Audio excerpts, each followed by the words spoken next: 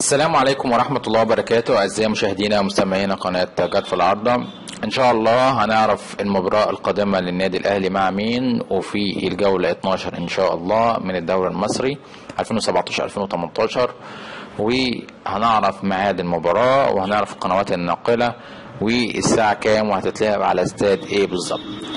هندخل في التفاصيل، فاصل وهنرجع لبعض تاني.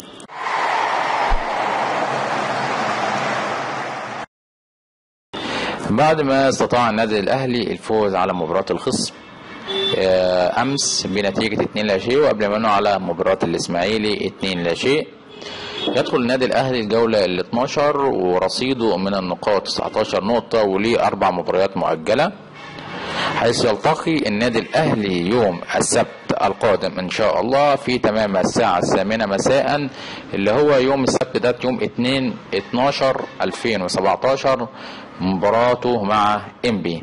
والمباراة هتتلعب إن شاء الله على استاد القاهرة، وسوف تذيع قنوات أون سبورت ودي ام سي والنايل سبورت الفضائية المباراة على شاشتها. بتوفيق للنادي الأهلي في المباراة ديت، ويقدر يحصد 3 نقاط وهيكون باقيله 4 مباريات مؤجلة. إن شاء الله المباراة هتتلعب يوم السبت للتأكيد الساعة 8 مساء على استاد القاهرة. يا رب انصروا الأهلي إن شاء الله، وبالتوفيق للكابتن الخطيب إن شاء الله في الانتخابات غدا ويكون رئيس النادي الأهلي. في النهاية نتمنى منكم تعملوا لنا لايك وشير على صفحتكم وتعملوا لنا اشتراك على القناة، والسلام عليكم ورحمة الله وبركاته.